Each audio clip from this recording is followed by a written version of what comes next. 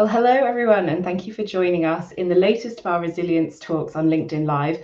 Today we're talking about bridging the cybersecurity skills gap, and I'm delighted to be joined by Jessica Figueras, who is a founder of Hither Strategy and speaking in that capacity today. She's an expert in the tech industry, though, with a range of achievements, including being the vice chair at the UK Cybersecurity Council. She's been named one of Computer Weekly's most influential women in UK tech.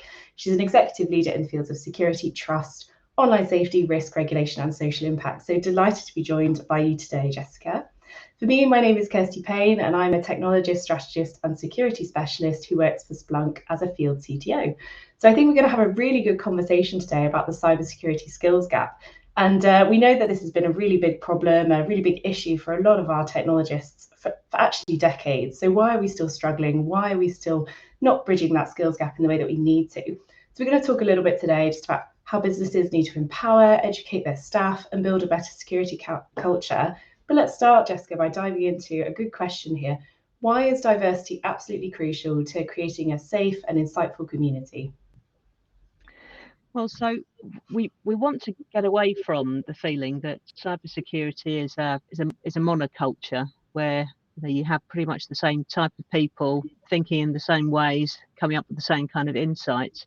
That's clearly not what we need. Cybersecurity, I think, comes from a reputation of being primarily a technical discipline. Which is probably why we have had those issues with kind of slight monoculture. But now the challenges are coming thick and fast from all directions, aren't they? And particularly now that we know that some of the the kind of the key points where we really have to increase resilience are around people, aren't they, and people's behaviours.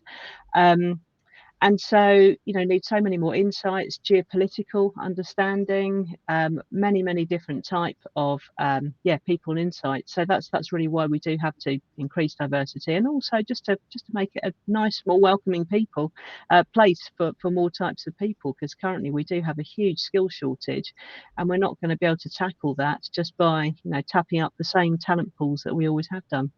Yeah, I've heard people say that the problem is too big to simply ignore half the population, right, and not bring women into the field, or to ignore those large swathes of communities where we really do need their insight. And the right mix of minds, we know it leads to better results in the end as well. So we've seen this in our State of Security report that Splunk do every year. For this year, we saw that 88% of respondents report talent challenges, whether that's high level skills or just hiring enough bodies to actually address some of the problems.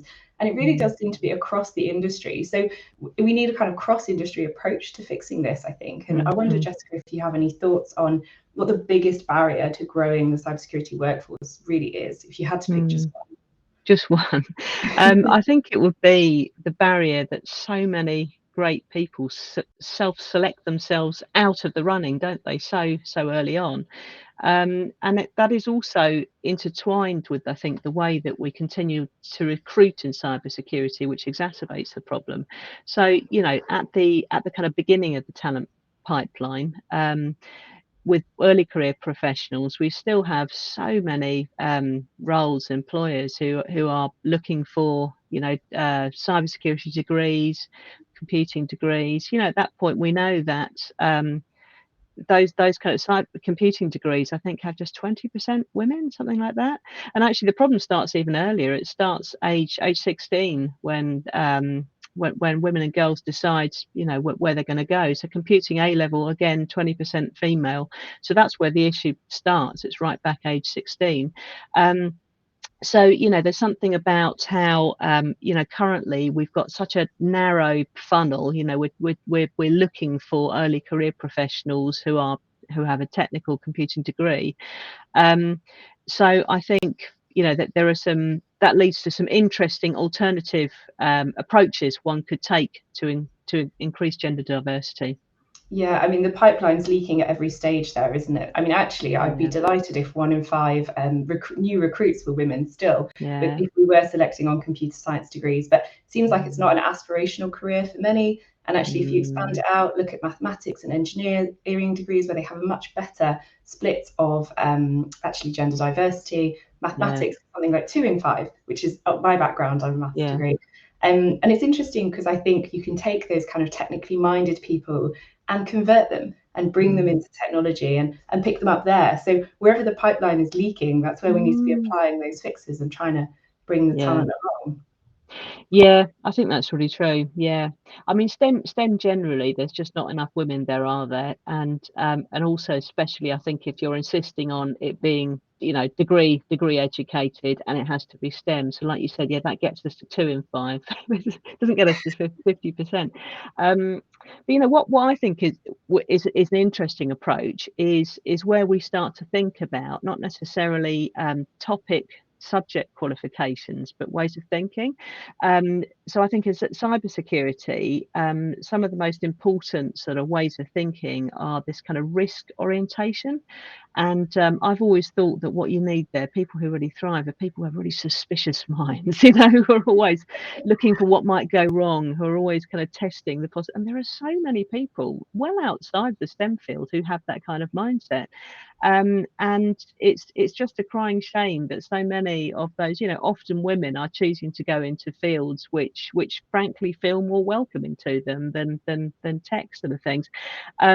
I I've been chatting with senior senior cybersecurity person at one of the big government departments, was telling them about what they're doing to recruit fast streamers, so you know, young professionals, and they've been picking up midwives, you know, I mean, healthcare stuff is really interesting. And you know, what you could say there are people with a very strong background, for example, in safety cultures, you know, which is really risk based, very similar mentality. Why can't you train these people up in cybersecurity? Of course you can. Yeah, absolutely. So recruiting for a mindset and adaptability, I think, is crucial. I know we keep going back to degrees, but it is a truism that almost by the time you've graduated, a lot of that is out of date already. And so actually you need to recruit people that are able to roll with new challenges, respond to the changes that are happening around them, and actually work well in a crisis as well. So, I mean, midwives, I'm not surprised actually that they would be a top recruit. Yeah, perfect. Exactly. That's right. Yeah. So I mean, I mean, we've been kind of talking about what can be done here, but I mean, what's Splunk doing to close the skills gap? Yeah, so we have a program called Splunk Turn, which is kind of interns. You can have a look on our website, where we're putting up remote postings as well. So it's not so geographically constrained. Thank you, the pandemic, I suppose, and the shift to home working. And we've got lots of training available as well. So for people who think they might be interested in technology, but they're not really sure how to get into it, you can download Splunk for free. You can have a play around with it, have a look at the technology, and it probably isn't as scary as you think. If you've got that investigative mindset, like you say, Jessica, you're just interested in solving problems or digging into things, then actually we find a lot of talent comes across through that pathway and sort of realizing what they can be doing with it. We also do a bit with public-private partnership as well. So we have some partnerships where we're working with government, trying to cross-pollinate some of that talent and some of those skills. And I think actually that touches on something quite interesting about this kind of boomerang culture that I'm seeing, where people are sort of being very deliberate in their careers and spending some time in private sector and public sector and doing a good shift between the two, both having their advantages, of course, and bringing some of that different mindset and learnings between the different sectors. So I think that's quite an interesting way to also address the skills gap at a national and international level. Yeah, absolutely. I mean, clearly some real issues around pay in the public sector, which is a shame, because I agree. Being able to understand the kind of challenges and approaches used in the two, and to be able to apply across, I think that's hugely powerful. Yeah, I mean, you're drawn in. People often say you're drawn in by the mission, but of course you need enough pay to live. You need to be able to eat, so you can't do the mission. So it's very interesting. I think the range of different things that you get as a kind of job offer, and it's not just about pay, but also about those skills and the talent that you're allowed to train up from zero to hero. You know, I think that's a real advantage of working in that. Yeah. So we've spoken quite a lot about skills, and that's really important, of course, but we see more generally that cybersecurity is a boardroom issue now. I mean, that's great. We finally have boards that know what ransomware is. They're very, appropriately worried about it. They've heard and they're interested in security, and in some cases, they're even legislated to actually address it and be trained on it. But it still seems to be a weakness. And so I wondered if we could dig into why is it still a weakness after so long? And how do we build that kind of capability in organisations? So that, in my experience, the kind of the kind of people that become non-executive directors, we don't have a kind of embedded sort of practice of people with cybersecurity or even more broadly kind of technology background becoming non-executive directors. So that the typical background is, accounting and finance, sometimes law, sometimes commercial. So but that shouldn't necessarily be a barrier, because if you think about it, boards and non-executive directors will typically handle a really, really wide range of issues, often very, very complex technical issues. And that'll be the case. The idea that every board director takes equal responsibility for all of these topics, even the ones that are well outside their personal area. And so, why is it that boards are able to exercise good oversight, good governance over some of these other very, very technical issues, which might be right outside their wheelhouse, legal issues, complex finance stuff, but not cybersecurity? And I think the reason is that cybersecurity itself just doesn't have a very highly developed kind of shared high level governance framework in the way that, for example, finance and accounting does. So, we have international accounting standards, don't we? We've got an accounting practice which has been, chartered in the UK for 250 years or something, but so far away from that with cybersecurity. So as a result, it's a shame. I think so many boards are just struggling with real lack of confidence, actually. And really, really basic things like, for example, how do we know that we have appropriately qualified people running this in our organisation? How would they even know? There isn't really anything for them to grab onto there. So, I think that there are kind of carrots and sticks, aren't they? I think the sticks sadly are coming. They're already there. Boards know now they can't ignore this. They can see the financial and reputational costs for themselves. There is more regulation coming. Regulators in many sectors are getting very, very interested in this and starting to put more kind of requirements in. We will see more push from governments for boards to raise their game. But to me, the missing piece is a very human factor, which is around how non-executive directors and boards really personally get to grips with this topic and what can we do to support them. So that is something I'm personally working on at the moment, and hope to be a very small part of the solution.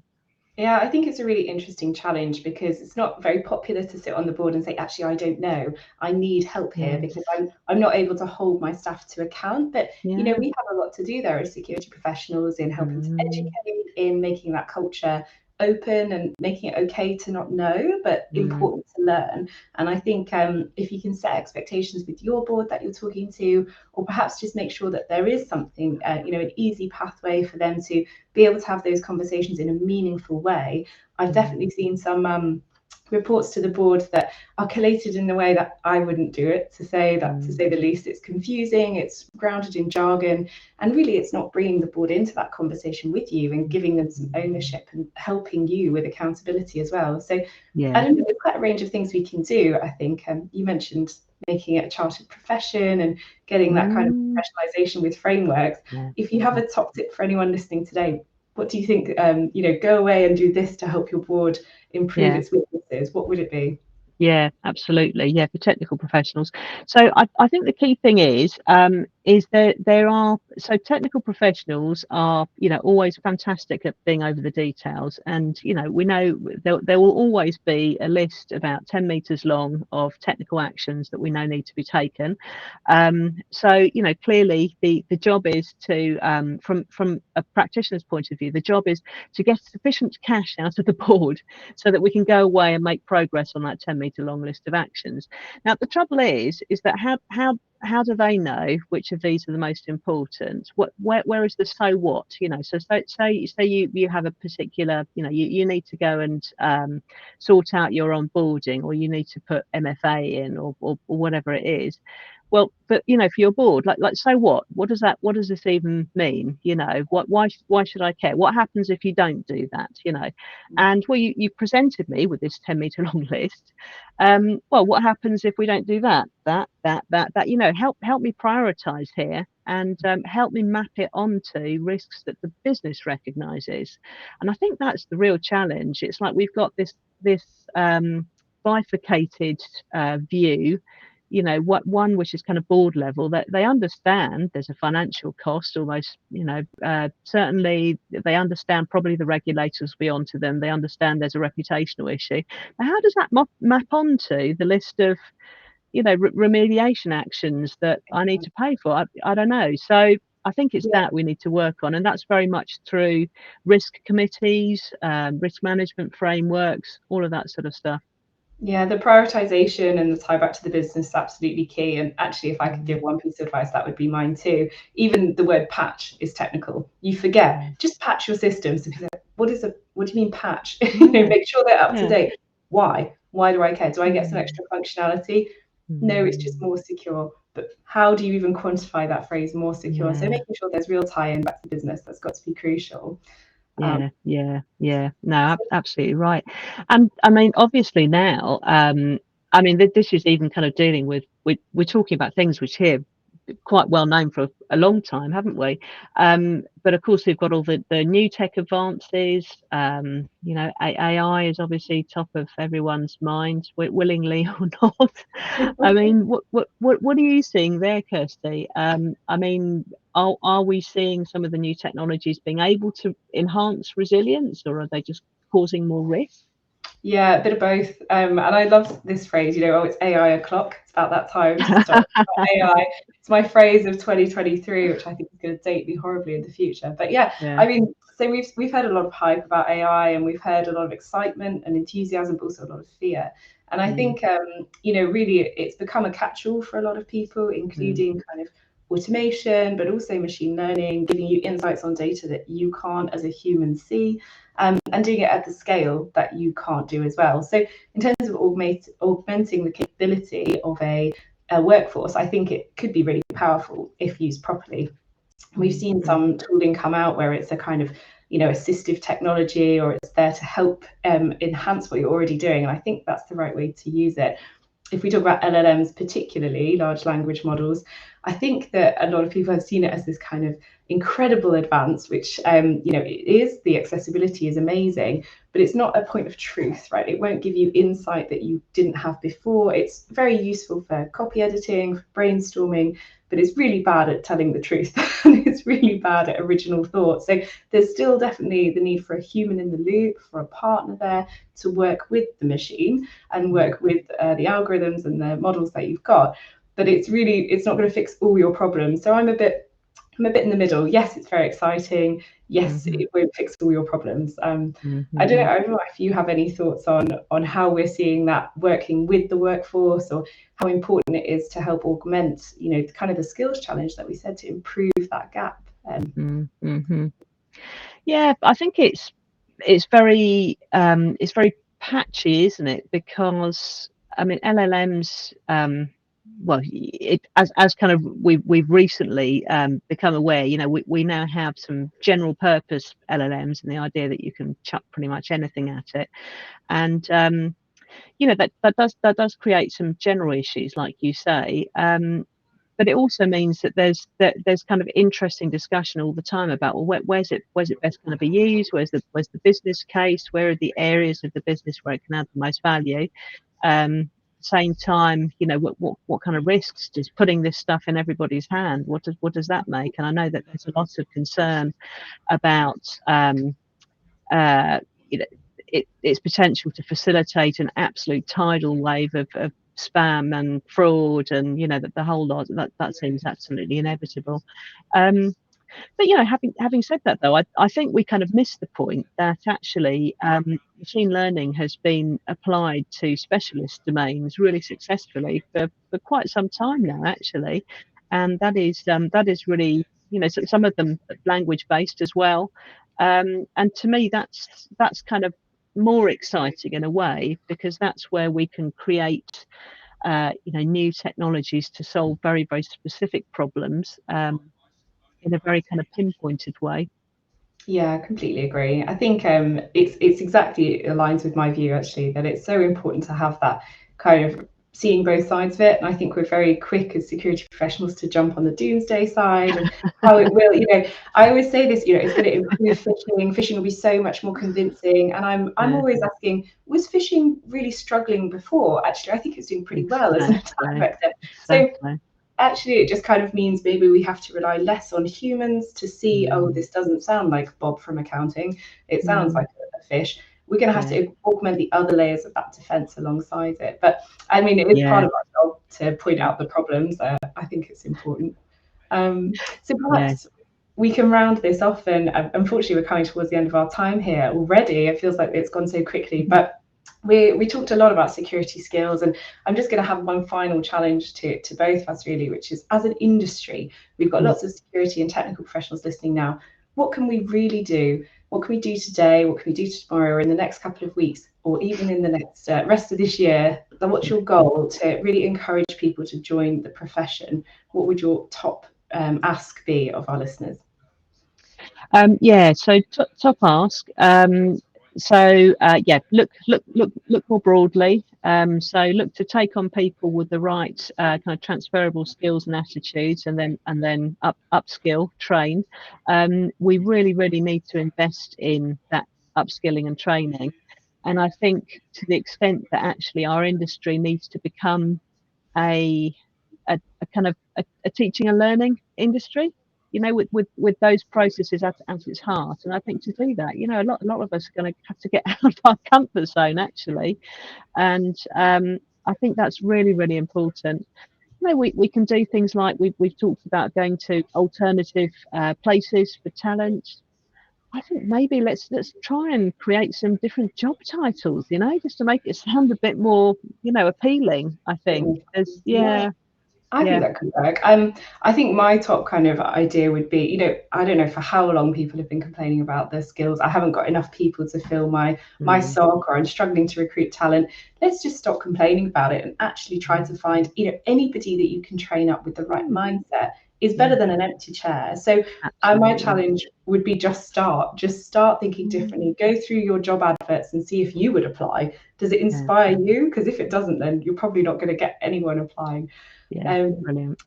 So thank you so much for your time today, Jessica, and thanks to our attendees as well for listening. We'll be reading all the comments, so if you have any questions, please do comment it below. And thanks for joining us in yet another Splunk Resilience Talks. Thank you.